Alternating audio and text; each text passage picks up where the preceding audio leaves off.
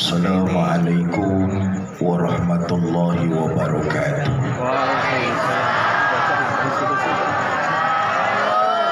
Alhamdulillahi rabbil alamin.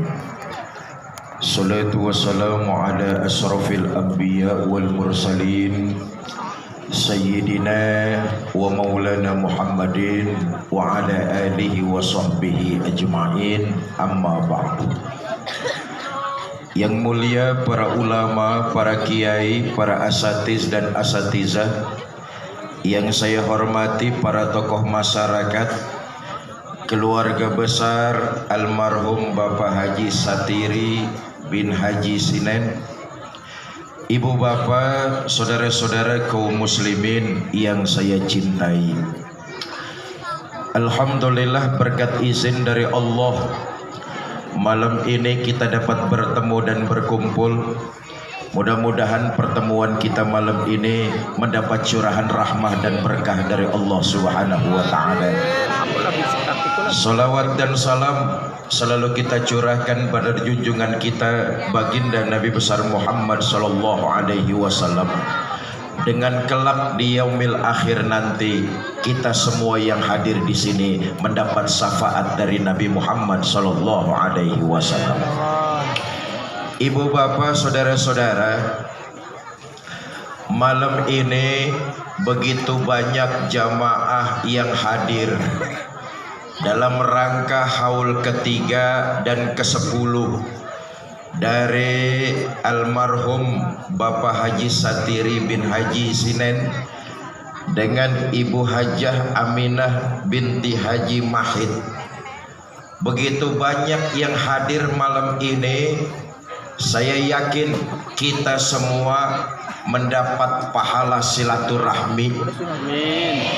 Tapi almarhum dan almarhumah malam ini mereka sangat bahagia karena dapat kiriman berbagai macam pahala, di antaranya pahala silaturahmi kita sekarang ini. Nih yang datang kira-kira 50 orang ada nggak nih? 100 orang? 300 orang? Iya dah, 3000 orang campur yang goib di luar-luar. Malam ini kita yang hadir ratusan jamaah, nggak bakalan kurang satu pahala silaturahmi, kagak bakalan kepocel. Nah, kepocel ngerti orang Jurang Mangu.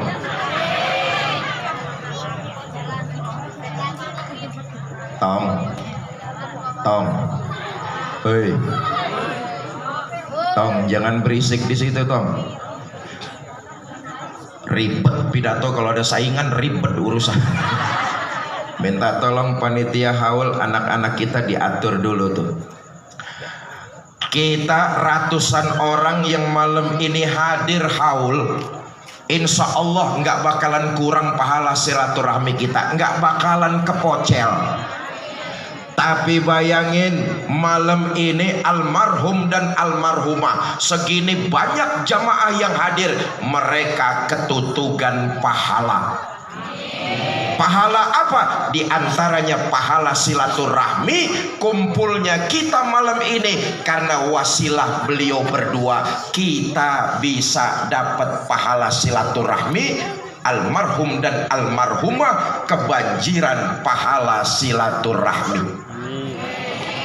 Saudara, silaturahmi sangat dianjurkan dalam agama.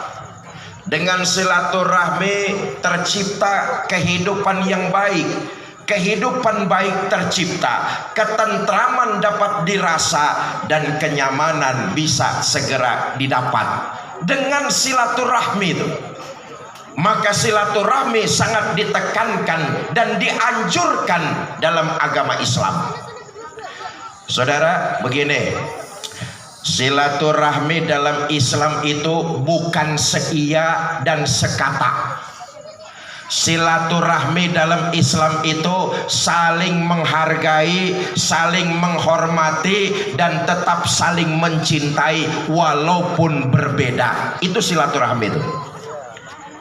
Contoh yang gampang nih. Nih yang datang malam ini nih, segini banyaknya orang, ada nggak yang mukanya sama? Jangankan muka sama, nyengir kita aja beda-beda. Betul apa enggak? Maka silaturahmi itu menghargai, menghormati, dan saling mencintai dalam perbedaan. Itulah silaturahmi. Yang tua sayangin yang muda, yang muda hormatin yang tua. Itulah silaturahmi, saling menghormat, saling menghargai, dan tetap saling mencintai. Itu silaturahmi itu. Yang tua kudu sayang sama yang muda. Kau lebih tua, bener Pak, sayangin yang muda, dorong dia, ajarin yang bener. Kalau udah bener, jagain. Kalau emang belum bener, nasehatin. Yang tua sayang sama yang muda. Kau muda, iya bang, hormatin yang tua. Jangan mentang-mentang muda merasa pinter, songong sama yang tua. Orang Pondok Ranji ada yang songong? Banyak. Yang mana orangnya?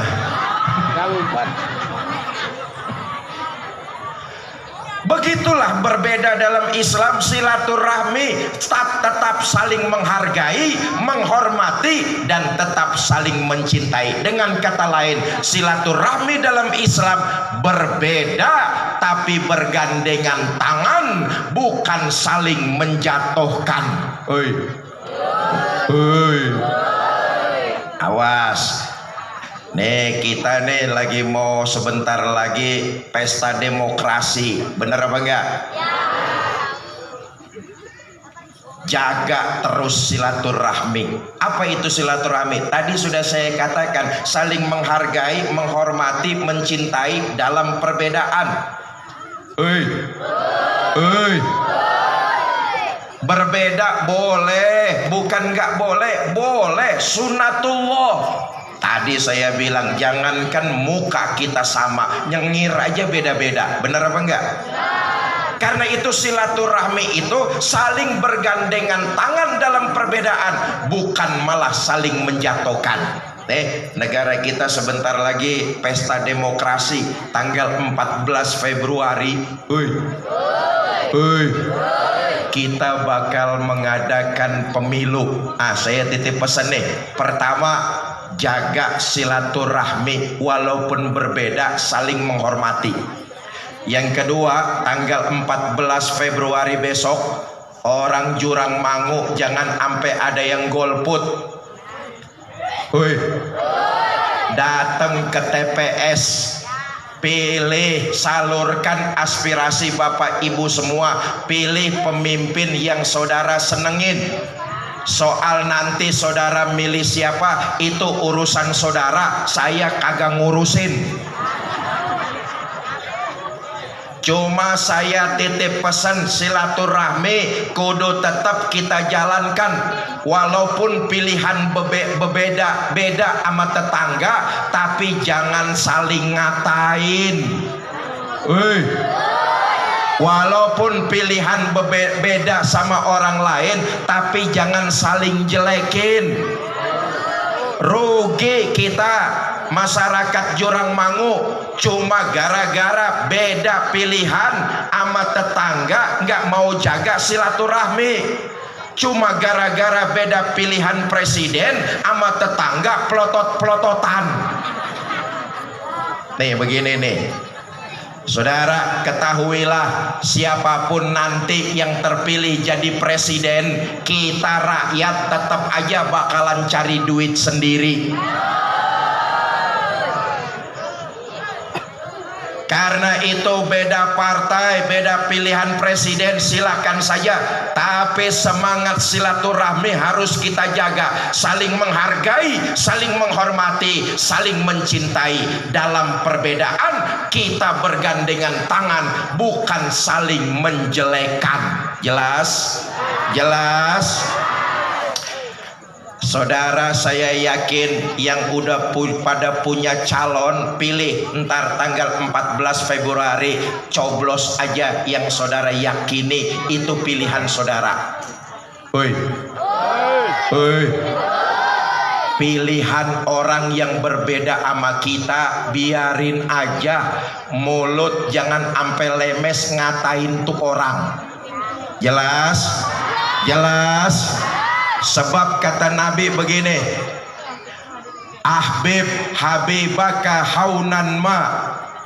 Kalau kamu seneng sama orang, kalau kamu gandrung sama orang, kalau kamu cinta sama orang, sewajarnya aja, jangan kelewat batas. Kenapa?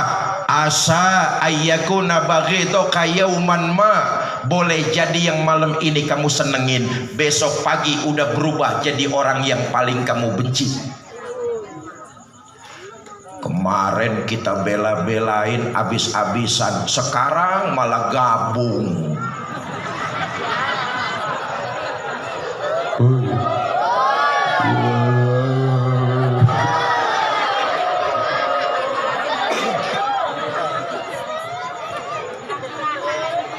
Udah lu dengerin aja lah.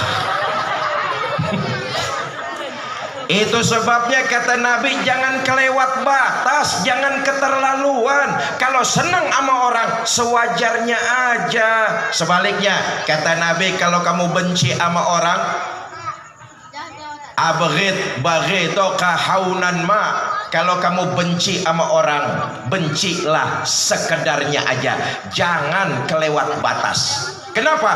Asa ayyakuna habibaka yauman ma. Boleh jadi yang malam ini kamu benci, besok pagi berubah jadi orang yang paling kamu cintai. Bu, kalau gedeg sama mantu jangan ketulang-tulang. Ini malam gedeg sama mantu, besok pagi tuh mantu datang ke rumah bawa sekeranjang jeruk, seneng lagi. Betul apa enggak? Itulah ajaran Nabi. Kalau kamu seneng sama orang, jangan kelewat batas. Kalau kamu benci sama orang, juga jangan kelewat batas, sewajarnya aja. Nah, adik-adik yang depan juga sini nih, jangan ngomong sendirian sayang. Kalau mau ngobrol pindah aja ke belakang, nggak apa-apa. Nih yang sebelah sini juga pindah aja ke belakang kalau mau ngobrol, nggak apa-apa. Ntar kalau saya ceramahnya sebentar, ibu bapaknya pada gerundel. Jadi diem dulu, kalau mau duduk paling depan diem ya sayang ya. Sampai mana ada gua ngomongnya tuh? Mantu. Saya kembali. Pilihan partai boleh beda, pilihan presiden boleh nggak sama, tapi yang terpenting buat kita masyarakat Jurangmangu, teruslah semangat untuk menjaga silaturahmi di antara kita. Berbeda bukan menyebabkan kita saling bermusuhan, justru saling menghormati, bergandengan tangan.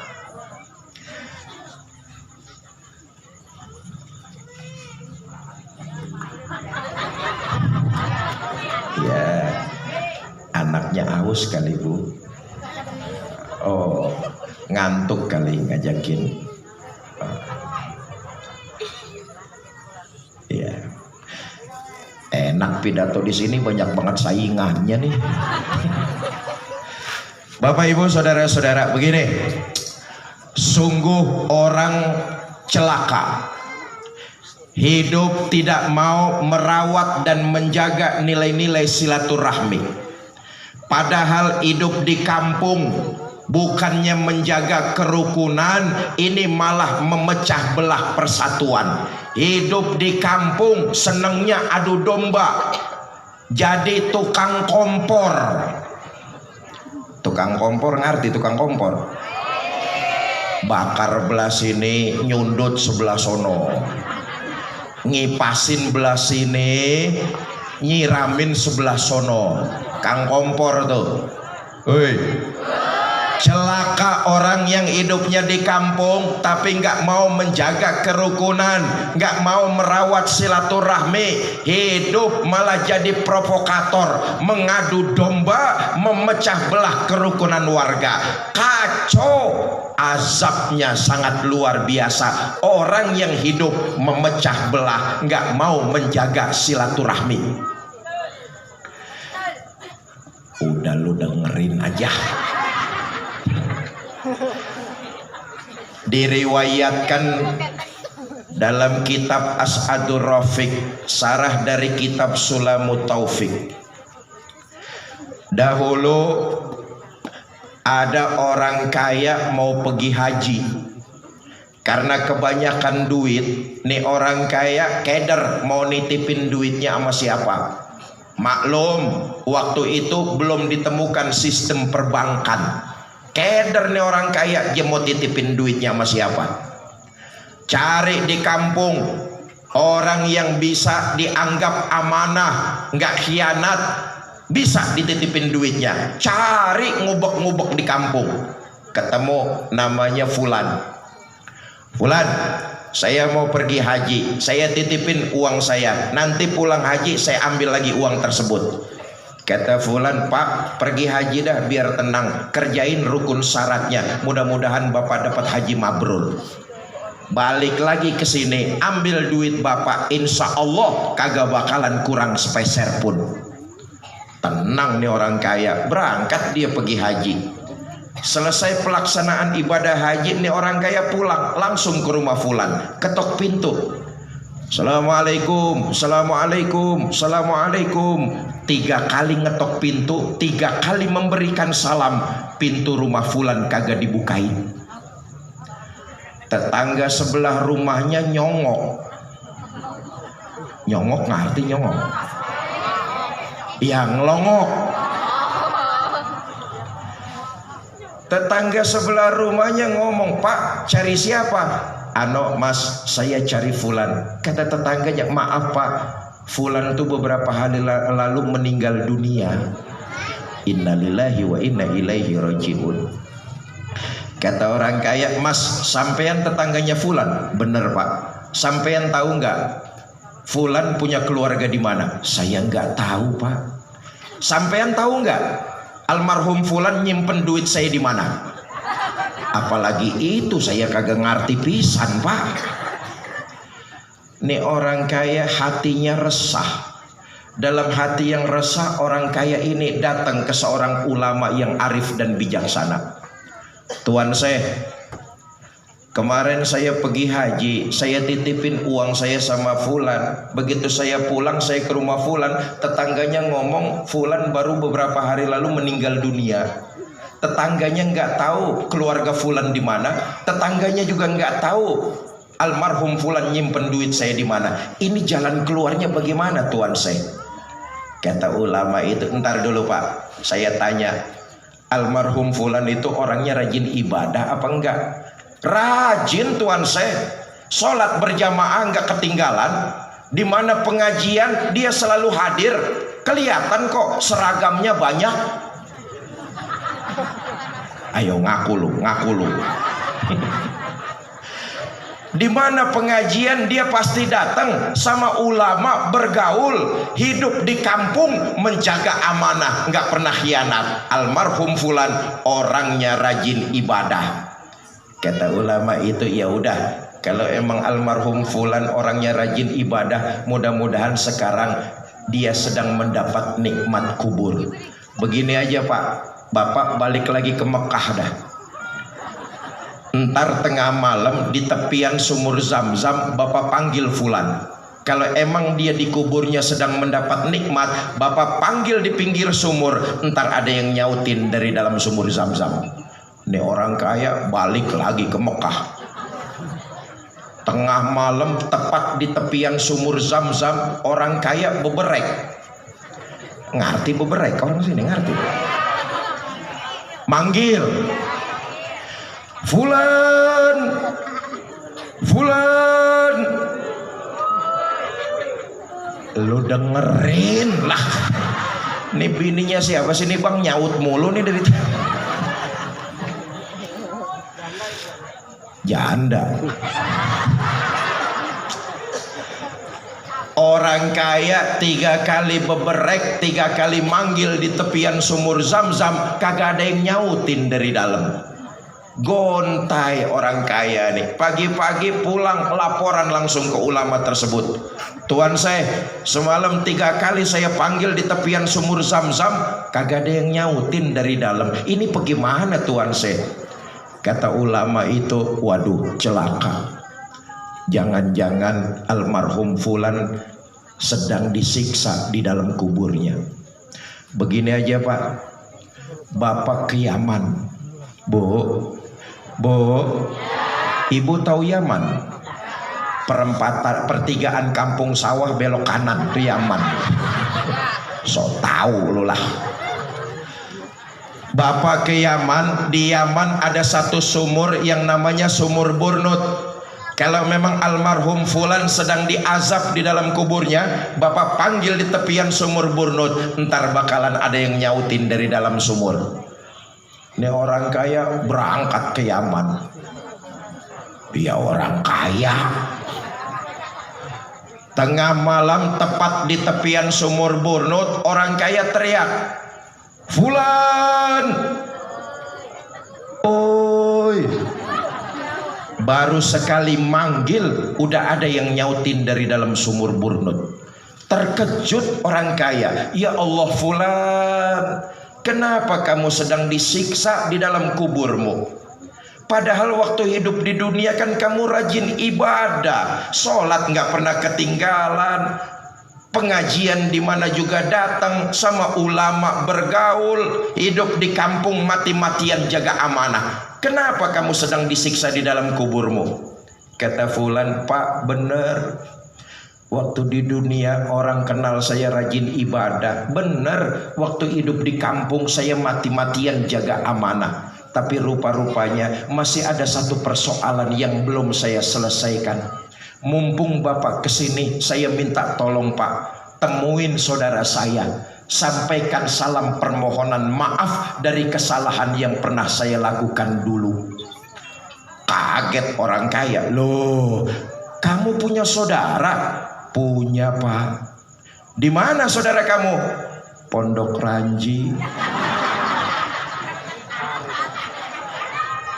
"Ya udah, Sherlock."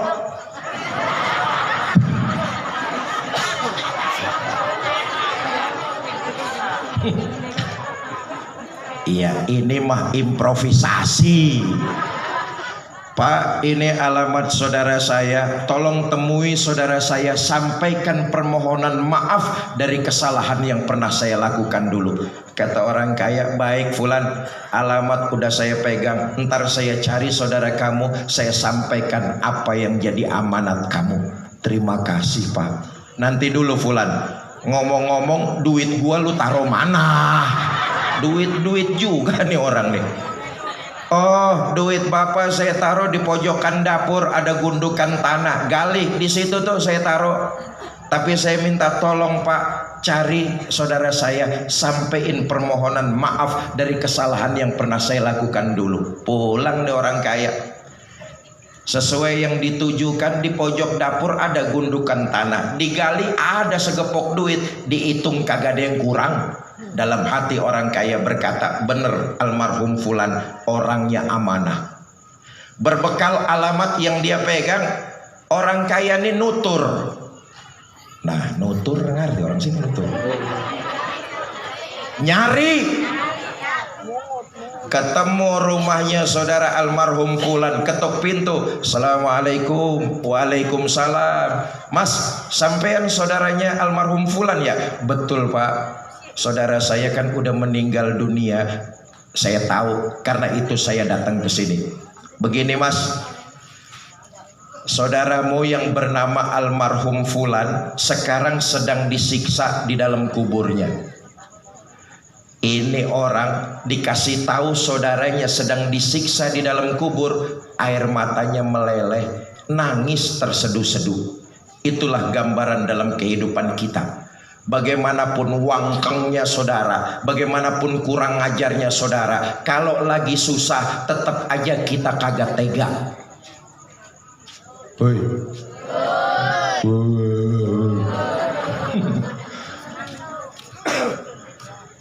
Nih orang dikasih tahu saudaranya sedang disiksa di dalam kubur, meleleh air mata, nangis terseduh-seduh. Orang kaya tambah kaget.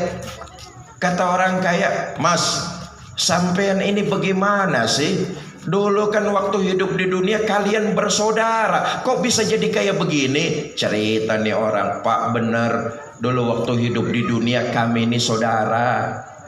Tapi almarhum fulan itu pernah memutus silaturahminya kepada diri saya." Nah ini dia nih. Saya datang ke rumahnya baik-baik, digabrugin pintu. Saya kirim hadiah makanan, diaur di tepian jalan. Kalau ketemu saya ajakin salaman, melengos. Kayak capres-capres kemarin.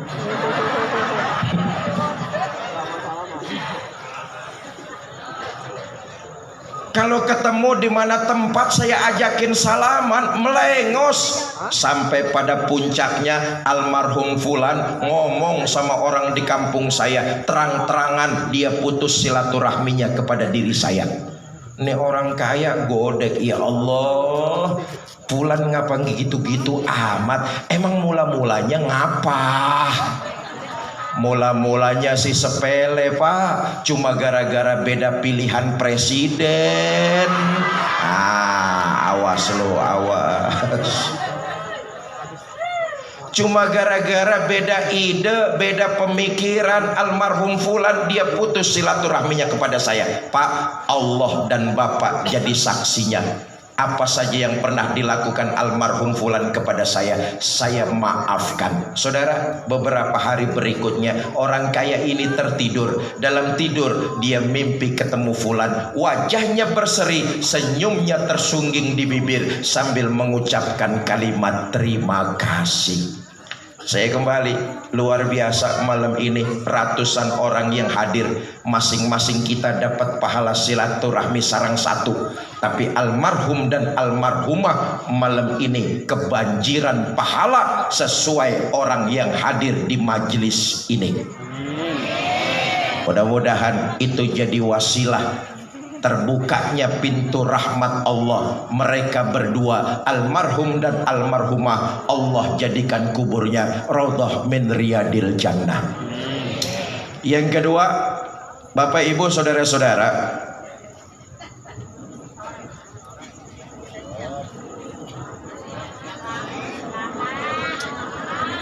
iya gua cuma ngelihat jam doang lah. Lo udah kagak bayar banyak banget kepengenan. Yang kedua, Bapak Ibu saudara-saudara, nih haul ketiga dan haul ke-10 sesungguhnya mengingatkan kepada kita bahwa kita pasti bakalan nyusul almarhum dan almarhumah. Oi. Kalau sekarang haul ketiga dan haul ke-10 sesungguhnya mengingatkan kita semua, kita juga bakalan nyusul sama mereka. Mumpung kita masih diberikan kehidupan di alam dunia, perbanyak amal ibadah kepada Allah Subhanahu wa ta'ala. Saya yakin seyakin-yakinnya almarhum dan almarhumah min ahlil khair. Almarhum dan almarhumah sekarang ini udah enak. Apa buktinya? Makin banyak yang datang haul menandakan bahwa jariah pahala kepada beliau berdua terkirim. Tinggal persoalannya adalah kita.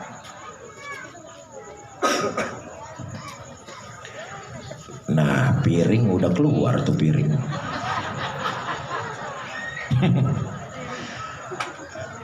Nah, persoalannya adalah kita, Bu. Kalau almarhum dan almarhumah udah enak, sekarang persoalannya adalah kita.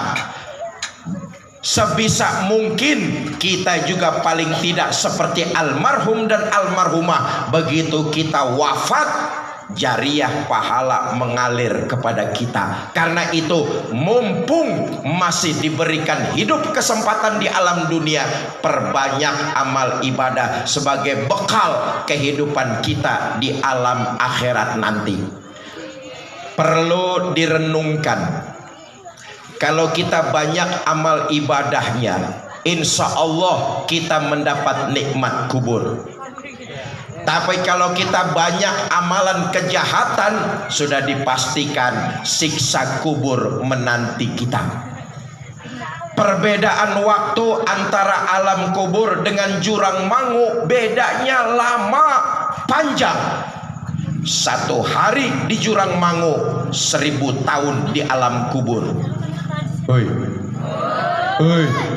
1 hari hidup di jurang mangu, 1000 tahun hidup di alam kubur. Itulah perbandingan waktunya. Kalau amal ibadah kita banyak, insya Allah kita nikmat kubur. Tapi bayangkan, hidup hanya mengoleksi kejahatan dan dosa, belum sempat bertobat, ajal menjemput, mati masuk ke alam kubur. Begitulah 1 hari di jurang mangu, 1000 tahun di alam kubur. Sampai kapan? Sampai datangnya waktu kiamat. Karena itu haul yang kedua mengingatkan kepada kita, manfaatnya kembali buat diri kita. Segera perbanyaklah bekal dengan menebarkan nilai-nilai kebaikan yang kita mampu, yang kita bisa. Ini saja yang dapat saya sampaikan. Mudah-mudahan ada manfaat. Lebih kurang saya mohon maaf. Wallahul muwafiq ila aqwamit thariq. Assalamualaikum warahmatullahi wabarakatuh.